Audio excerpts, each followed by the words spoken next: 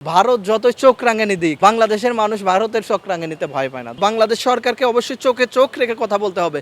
যেভাবে জিয়াউর রহমান করেছিল, চোখে চোখ রেখে কথা বলেছিল, যেভাবে খালেদা জিয়া করেছিল, যেভাবে ইউনূস সরকার করেছিল, সেইভাবে তারেক রহমানেরও উচিত ভারতের সাথে চোখে চোখ রেখে কথা বলা, যাতে কোনোভাবেই ভারতকে ছাড় দেওয়া যাবে না। 10,000 মানুষকে পুশিন করেছে, তাদের খুঁজে বের করে আবার ভারতে পুশব্যাক করতে হবে, কারণ বাংলাদেশ ভারতে এদের ঠাঁই দিবে না।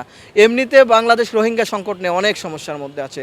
এই জন্য যেটা বলতে চাই, ভারত যতই চোখ রাঙানি দিক, বাংলাদেশের মানুষ ভারতের চোখ রাঙানিতে ভয় পায় না। আজকে ভারতীয় ভিসা উন্মুক্ত করেছে বাংলাদেশের পর্যটকদের জন্য, এতে দেখি সরকারি লোকজন খুব খুশি। এত খুশি হওয়ার কিছু নাই। ভিসা উন্মুক্ত করেছে তাদের সুবিধার জন্য। দীর্ঘ প্রায় 20 মাস বা 2 বছরের মতো এই ভিসা বন্ধ ছিল। এতে লসের সম্মুখীন হয়েছে ভারতের মানুষ, বাংলাদেশের মানুষ না। ভারতের পর্যটন খাতে লসের সম্মুখীন হয়েছে। ভারতের উপর বাংলাদেশ নির্ভরশীল না, বাংলাদেশের উপর ভারত নির্ভরশীল, এইটা মনে রাখতে হবে।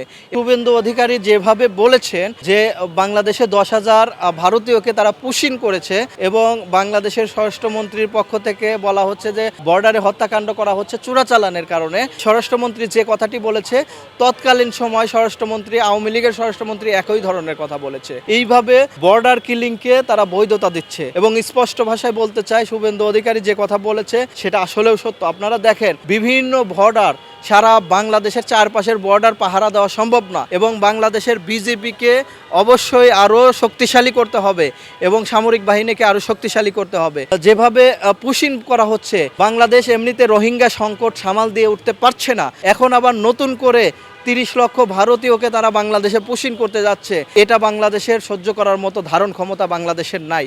এই জন্য স্পষ্ট ভাষায় বলতে চাই, বাংলাদেশ সরকারকে কঠোর হস্তে দমন করতে হবে। সরকারের সাথে কূটনৈতিকভাবে বাংলাদেশের ভারতের সাথে অবশ্যই কথা বলতে হবে। পররাষ্ট্রমন্ত্রী একজন আছে, যিনি হচ্ছে ভিনদেশি পররাষ্ট্রমন্ত্রী, যাকে আলাউদ্দিন সাহেব বলেছিল যে একজন ভিনদেশি পররাষ্ট্র উপদেষ্টা বসিয়েছে।